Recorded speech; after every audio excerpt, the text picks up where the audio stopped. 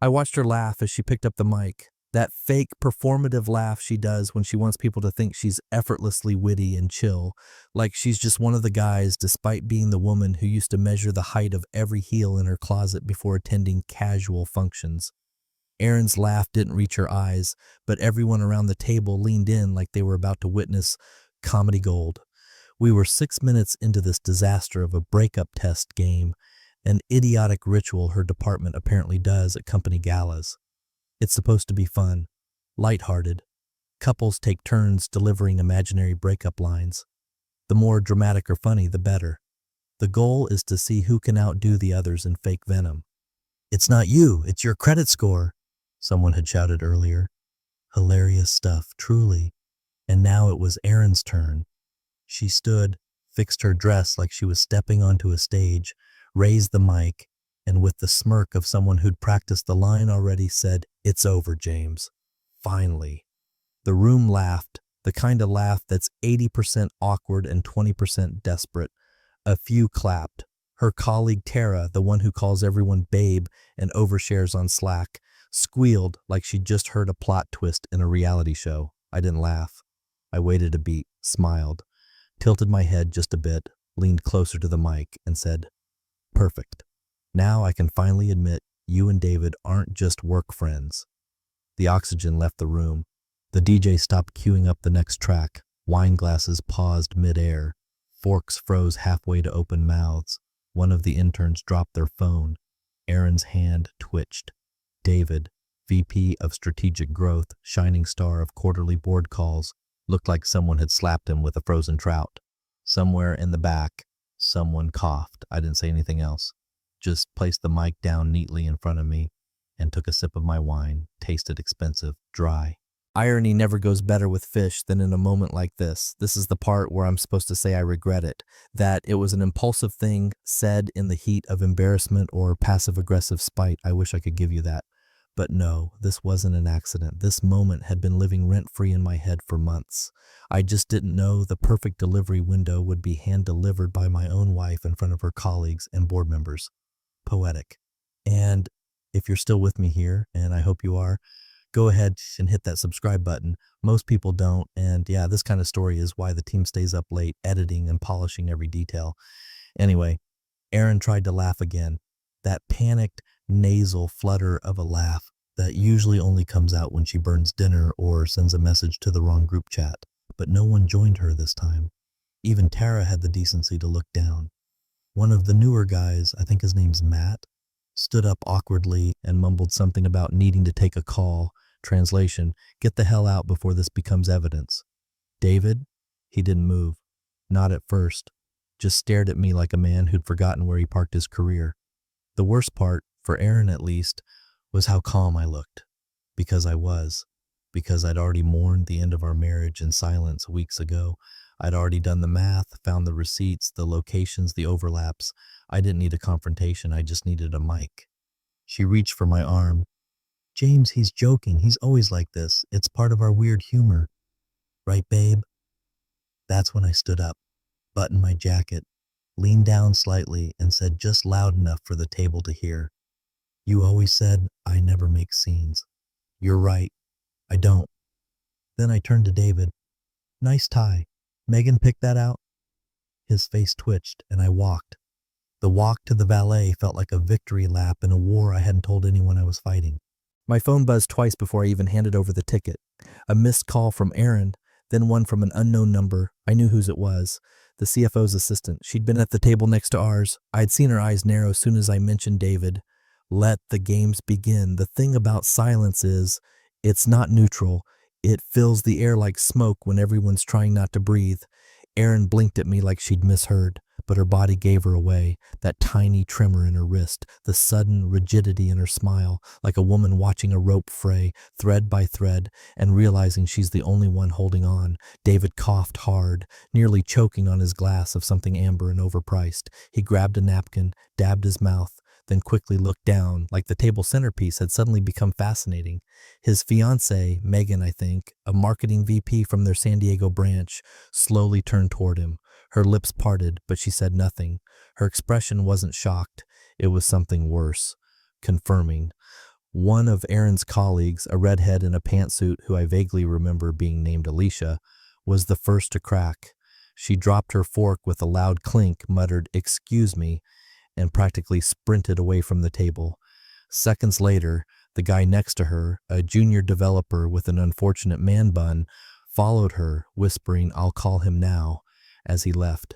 Him, not HR, him. I sat still, unbothered, calm. Aaron scrambled. "He's joking," she announced, louder than necessary, almost to the room instead of the table. "James loves to stir things up. You should have seen him at my sister's wedding. Told the officiant I was already married to my job. Total chaos. He does this." She laughed. Nobody else did. I glanced across the ballroom and spotted the CFO's assistant standing near the sponsor backdrop. Her eyes were locked on our table. Not curious, calculating. She wasn't here for the dinner. She was here for exactly 5 minutes to pose for a photo with one of the board members and then disappear. Yet here she was, deliberately lingering, listening. Erin leaned closer. Her voice dropped. "James, what are you doing?" I picked up my wine glass. "Enjoying the gala." "You can't," she tried to laugh again, this time with a pleading undertone. "Come on, you know how this sounds." "Do I asked, then after a slow sip, because from here it sounds like I said something true in a room full of people who'd rather it stayed a secret. I stood, straightened my blazer, smoothed my tie. "Don't do this," she whispered. "Do what? Be honest? That's what tonight's about, right? Celebrating transparency and collaboration." I nodded toward the event banner behind the podium. "Bridging growth through authentic leadership." Irony's got a dark sense of humor. I turned and left the table. As I walked, I caught the glance of someone I didn't recognize. An older man with a lapel pin and a deeply skeptical stare. I'd find out later he was one of the minority shareholders in David's division. He wasn't laughing either. Back at the table, Aaron tried to pivot. "Sorry, everyone. James is, well, he has a unique sense of humor." But the damage was metastasizing. See, this wasn't some private marital jab. This was a public, specific accusation against one of the firm's highest-ranking execs, while a $63 million joint contract was sitting in approval limbo with multiple outside partners. It wasn't just gossip anymore. It was exposure. I walked past the dessert bar as I headed to the valet, past a waiter holding a tray of champagne flutes, took one, nodded, kept walking. The soft click of my shoes echoed over the ballroom marble, every step punctuated by whispers behind me, the sound of a narrative unraveling. By the time I handed over my valet ticket, my phone had already lit up twice, once from a blocked number, once from Aaron. I didn't answer either. Instead, I opened my notes app, scrolled to the file I titled months ago, David, Alignment Timeline. I hadn't built it in anger. I built it because Aaron always underestimated my memory. She thought I didn't notice her late returns, the way she used specific scents on specific days, the way she'd switch earrings after 6 p.m., the trip to Austin that didn't match the time-stamped GPS data from the company's car service. And David, he thought I was just the quiet consultant, the harmless husband, the guy who says no worries when someone runs late. But tonight, worry was all they had. David was sweating before dessert even hit the tables. He had excused himself under the pretense of taking a client call, some urgent matter with their Singapore partners. Nobody believed him, but no one had the guts to stop him either. That's what happens when you're the golden boy of strategic growth. People confuse fear with respect. Outside, near the koi pond that served as the venue's serenity garden, he paced in a tight circle with his phone pressed so hard to his ear it looked like he wanted to melt into it. "It's nothing," he said, voice clipped. "It's just James. He's bitter. You know how these husbands get when their wives start making more money." Pause. A longer pause. Then, "No, I'm not kidding. I've never crossed that line. Aaron and I are strictly professional. I mentor her, that's it." Another pause. David pinched the bridge of his nose. His voice dropped. "Then why did Megan call you in tears?" the CFO asked from the other end. David didn't answer right away because the CFO already knew. Megan had left mid-gala. Her car was gone before David even made it to the garden. She hadn't just heard a rumor. She'd seen something. And not the kind of maybe it meant nothing kind of thing. She saw Aaron grab David's wrist under the table when he tried to stand, not in affection, in panic. And now the CFO was pissed, not because of the alleged affair, but because Megan had called him, crying, while David was still trying to figure out how bad it really was. That meant two things. One, Megan didn't trust David anymore. Two, she did trust the CFO. David fumbled for explanations, but his usual corporate eloquence was missing. He said something about stress, about optics, about how Aaron was emotionally unstable sometimes. That was a mistake. The CFO had a daughter. David forgot that. By the end of the call, David wasn't making excuses anymore. He was taking notes. Fast ones, legal ones. Meanwhile, I was in the quiet of our kitchen, a small Scotch glass in one hand, the lights low, no TV, no music, just me and the soft ticking of the ridiculous modern minimalist wall clock Aaron bought last year because some influencer said it made a space feel timeless. I wasn't shaking, wasn't raging. That part of me burned out weeks ago after I saw the hotel folio from Austin and realized there were two guests listed on the executive suite. One of them wasn't her. Now I was in execution mode. I placed the glass down, walked to the office, pulled out a labeled accordion folder from the second drawer of the desk. Aaron, timeline. It wasn't dramatic. It wasn't spy thriller stuff. Just small things, collected over time. Receipts that didn't match calendar entries. Uber trips to restaurants I'd never heard of. Photos from the company's off-site retreat where she barely saw David, yet somehow ended up wearing his fleece jacket in the background of one photo posted by a very oblivious intern. One printout in particular made me pause. An itinerary forwarded from David's executive assistant clearly CC'd to the wrong James in the contact list. That James had forwarded it to me with a question. "Did you mean to send this to me? Doesn't look like your kind of trip." Bless his confusion. The destination? A wine resort in California, 3 hours away from the actual seminar they claimed to be attending. The dates? 2 weeks after our 12th anniversary, I opened my laptop, navigated to a secured drive, started uploading the documents, not to HR, not to gossip blogs, to one place only, a partner firm and my own consultancy group, the one David's company had been negotiating a joint $6.3 million operations package with. The deal was 90% done, but not signed yet. David had assumed I was just the tag-along husband, the guy who shows up at company functions and sips wine awkwardly. He forgot I was the quiet operations consultant in that very same deal, brought in as a silent logistics advisor during phase 2 of the partnership talks. He never saw me as a threat, and that, as always, was the first mistake. You don't build a folder like that in a weekend. It's not something you throw together with screenshots and angry annotations. No, a folder like that, a real one, comes from quiet observation, from months of watching someone you thought you knew lie to your face while setting her phone to do not disturb in your own kitchen. It starts with a single moment that feels off, then another, and another, until the off becomes the norm, and the norm starts leaving paper trails. Mine started with a dry cleaning bill. Erin said she was in Kansas City that week, some mid-level leadership summit at a Marriott with endless panels and wine and cheese mixers, but the bill I found said otherwise. A red dress and a silk wrap delivered to our building 2 days after she supposedly left for Missouri, both reeking of expensive perfume and someone else's cologne, not mine.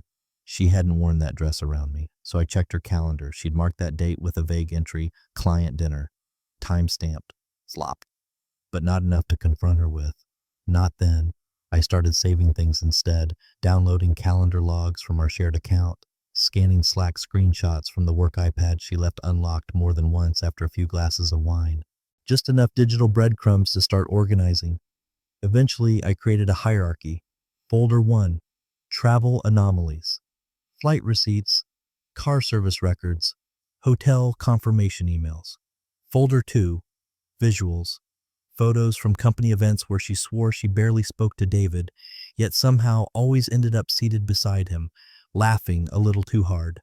Folder 3, overlap logs, Timestamps cross-referencing Aaron's messages with David's availability, matched to hours when their Slack messages went mysteriously silent at the same time.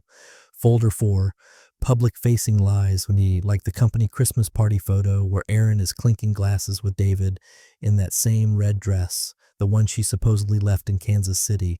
It was never about catching her in some smoking gun affair. That's the kind of amateur mistake guys make when they need proof to feel validated. I didn't need validation. I needed leverage. Because here's what Aaron didn't know. I wasn't just a contractor on David's company deal. I was the compliance operations consultant behind a third-party verification process required for the partnership to move forward.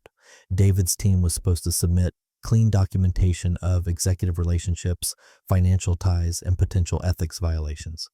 They submitted it, I reviewed it. David had checked no on every line, asking whether he had any personal or romantic relationships with parties that could pose a conflict of interest. He signed it digitally, time-stamped, verified, and just like that, it became a corporate weapon. I copied everything to a fresh USB, encrypted, uploaded a backup to a secure internal drive we use for sensitive deal disclosures. Label: David Carter, conflict of interest. Subfolder: Aaron Carter, spouse. Status: pending submission. External review triggered. The beauty of it? I didn't even have to explain anything. The documents did all the talking.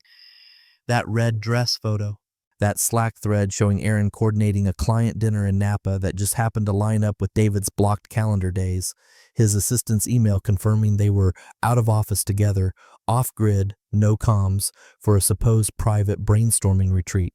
And then the kicker, the deal they were trying to close, a multi-million-dollar logistics pipeline through my client's infrastructure. My role?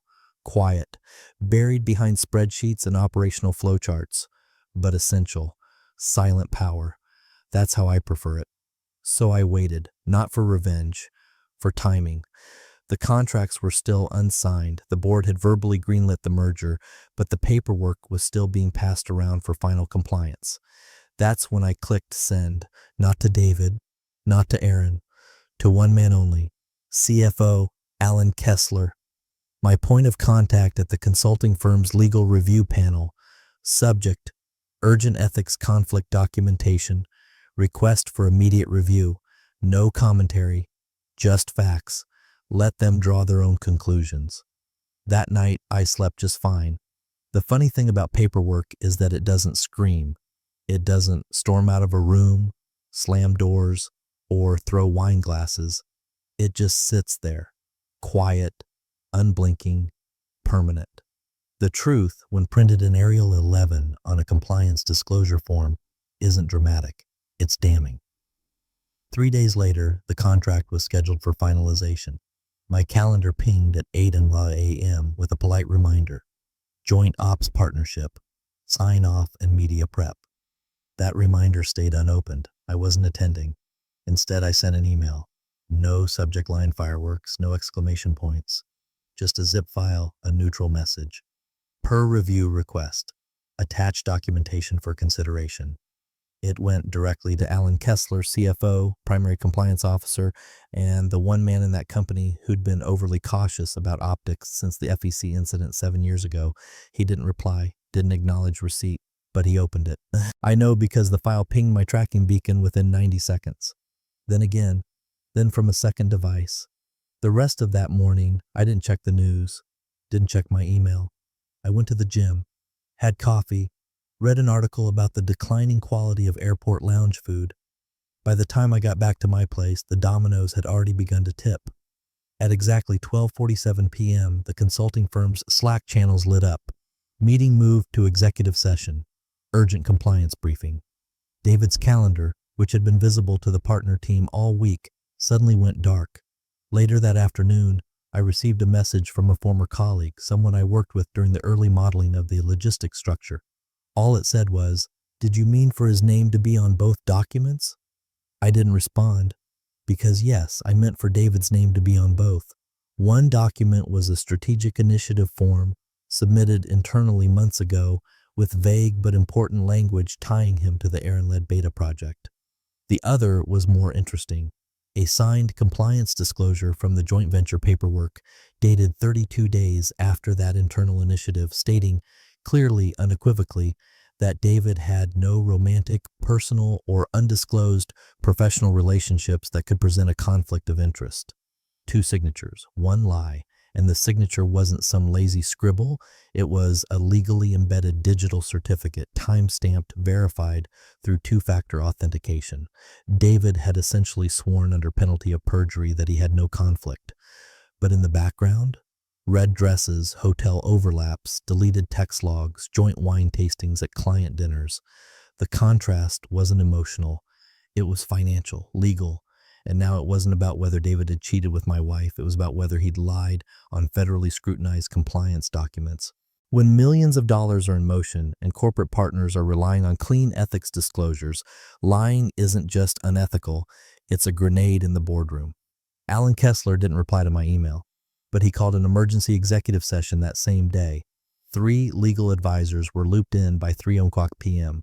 By 4:15, David's executive assistant was seen leaving the building with a locked document box and a face that said, "This isn't just a warning shot." I imagine David sat in that boardroom watching slide after slide of evidence compiled by people he didn't even know were watching him. People like me, people like Alan, people who didn't need to yell to be heard. By 6:00 p.m., a joint statement went out to the press. The operations partnership agreement has been paused pending internal review of a routine compliance matter. Routine, that was the word they chose, as if routine compliance matters shut down multi-million-dollar contracts 3 hours before signature. Erin, for her part, sent me 3 texts that night. None of them said sorry. One just read, "What are you doing, James?" I stared at it for a while, then typed back, "Watching paperwork speak louder than you ever did." Didn't press send. I deleted it, let the silence be the answer. She didn't knock. She never did when she thought she was owed something. The door to my office flew open hard enough to rattle the framed blueprint on the adjacent wall. Erin stood in the doorway, flushed, disheveled, still in the same ivory blouse from her morning meeting, but with just enough unhinged energy in her eyes to signal damage control mode engaged. "What the hell did you do?" she snapped. I didn't flinch. I didn't even close my laptop, just looked up from the financial projection I was reviewing and blinked once. Slowly. "You said it was over," I replied. "I'm just catching up." Her jaw twitched. "You, James? That was a joke." She stepped fully into the room, slamming the door behind her. "You think you're clever, humiliating me in front of my colleagues, blowing up David's deal? What is wrong with you?" I leaned back in my chair, interlocked my fingers, and said nothing. She started pacing, fast, the kind of pacing you do when you haven't figured out whether to cry or scream or lie. "It was a stupid gala game," she hissed. "Everyone knows we were joking. You took it too far. You embarrassed me." I looked at her like I was reading a spreadsheet that didn't quite add up. "You mean when you told a room full of your co-workers that our marriage was over? Or when you laughed like you meant it?" Her breath caught for a half second. I gestured toward the chair across from me. "You can sit, or you can scream. Doesn't change where this ends." She didn't sit. "I didn't mean it," she said, voice breaking around the edges now.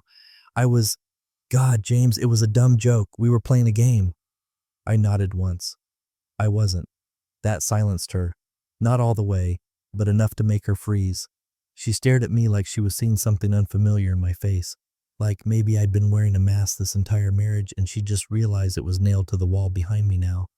"I get it," she said finally, softer. You're angry, but this is too far. You're gonna ruin everything. You don't understand how delicate this contract is. You don't understand what you've set in motion." That part actually made me smile. "Oh, Erin," I said, "you still think I don't understand?"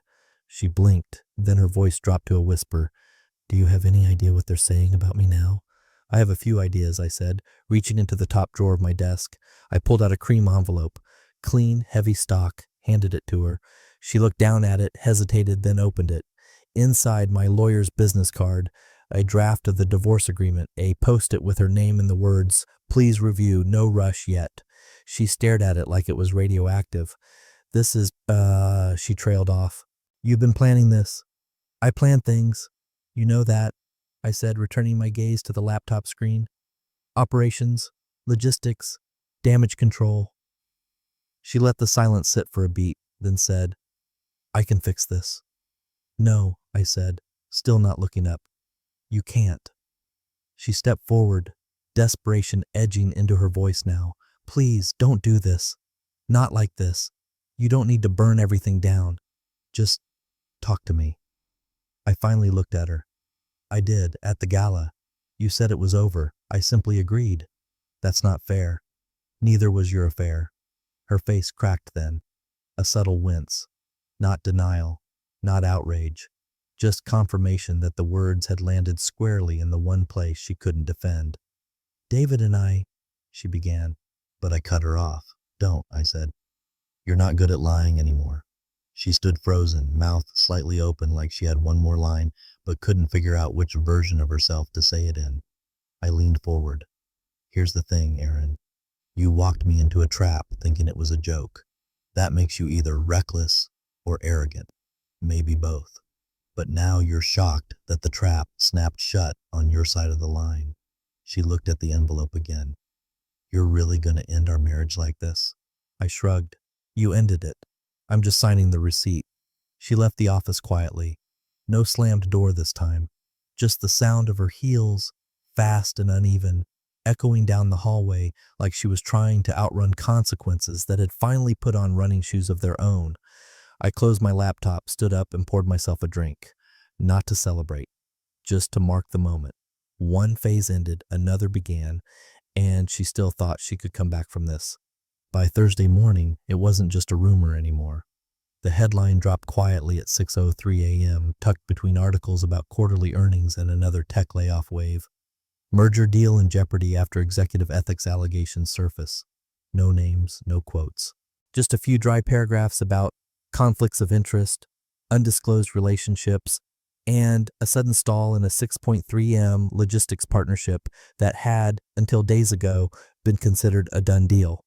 But the silence didn't last long. By 9:00 a.m., 3 different investor blogs had picked it up and added their own spicy conjecture. By noon, a subreddit dedicated to corporate finance had already posted screenshots of the joint statement and started dissecting the language. Someone dug up photos from the gala. Someone else identified David standing next to Aaron in multiple frames. Then came the tweet, if you're going to lie on a compliance form, maybe don't do it while dating your project lead, just saying. That one went viral fast.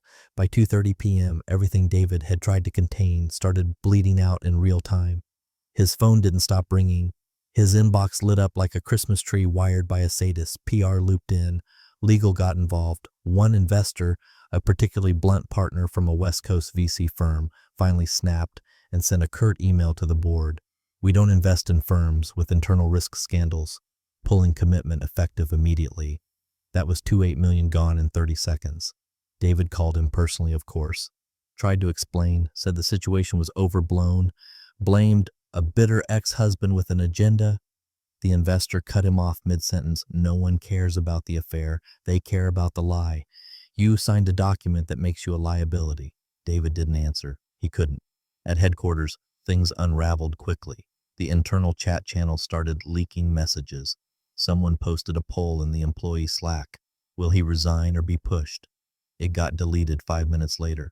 But the screenshot had already made it to Reddit. One comment summed it up perfectly. You can't be the face of strategic growth when your strategy was sleeping with the compliance risk. By Friday, the CEO had enough. David tried one last maneuver, offering to take a leave of absence until things settle. He even framed it nobly, said it was for the good of the company, said he didn't want to be a distraction. The CEO didn't even blink. You're not stepping back, he said. You're stepping down. No negotiation, no thank you for your service, just the sound of a career door slamming shut behind him. The internal memo went out later that afternoon. Effective immediately, David Carter will no longer serve as VP of Strategic Growth. We thank him for his contributions. It was the corporate equivalent of being walked to the curb with a sticky note that says, don't come back. Erin, I imagine, saw the same headlines I did. I don't know where she was when it hit the press, possibly still pretending to be too busy for reality, but she didn't text me this time. Maybe she finally understood that the silence wasn't just punishment, it was closure. Meanwhile, I poured another coffee and got a call from a colleague in the partner firm. He chuckled as soon as I picked up. You know, he said, I thought you consultants were all bark and spreadsheets, but that was surgical. I didn't gloat, I didn't even smile, just nodded and said, sometimes you don't need to shout to take down a building, you just pull the right wire. David had spent years branding himself as the face of innovation, the sharp mind behind partnerships, the guy who could charm a boardroom while closing a deal. Turns out he couldn't even read his own paperwork, and now neither he nor Aaron had a seat at the table they once ruled. By Monday, Erin's name was no longer listed under the project she spent the last 9 months obsessing over. She noticed it by accident, scrolling through the internal dashboard during her morning coffee, trying to pretend the walls weren't caving in. But there it was, in plain font. Project lead, reassigned, Cameron Yates. A junior manager with half her experience and none of her poise, at least not on camera. She clicked on the notification thinking it was a mistake. It wasn't. A second email arrived just before 10 a.m. Subject, realignment of client-facing roles, immediate effect from her direct manager. No warm-up, no pleasantries, just 2 sentences that crushed what little pride she had left. All external communication responsibilities are being reassigned pending performance review. Please focus on documentation and transition tasks this week. Translation? Sit down, shut up, you're radioactive. She spent the next hour staring blankly at her monitor, not typing, not reading, just watching the blinking cursor mock her existence. Across the floor, no one made eye contact. Her usual chat windows stayed quiet. Even Tara, queen of office gossip, avoided her like she was wrapped in caution tape. Meanwhile, David's name had already been scrubbed from the company org chart. His bio page? Gone. His email? Deactivated.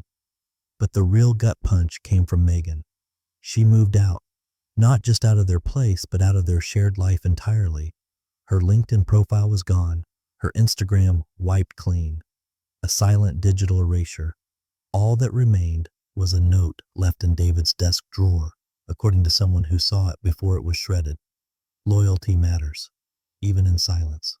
I hope it was worth it. Nobody said if he cried. But someone swore they saw him sitting alone in the office parking lot for over an hour staring at nothing. I wasn't paying attention to any of that.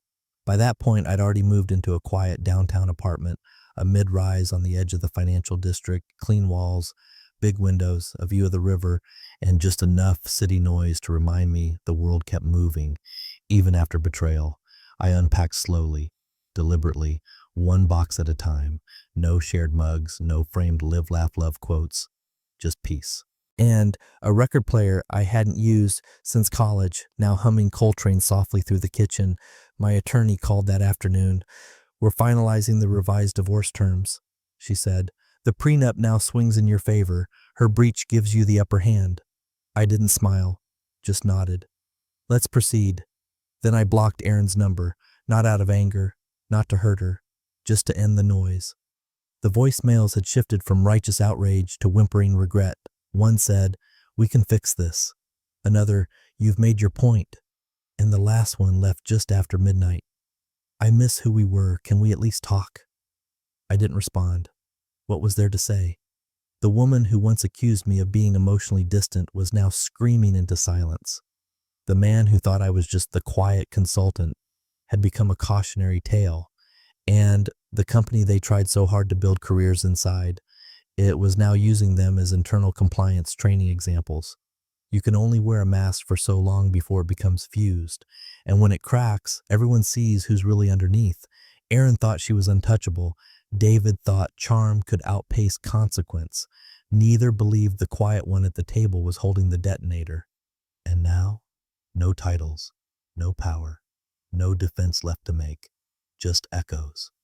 The chandeliers were the same venue, same lighting, even the same smug maitre d' at the front entrance who pretended not to recognize me. But I caught the flicker of recognition in his eyes when he scanned my name badge. 2 weeks. That's all it took to rewrite everything. I hadn't planned to return to the ballroom where my marriage detonated like a well-placed landmine. But the invitation came with a handwritten note from the founder of a rising logistics tech startup.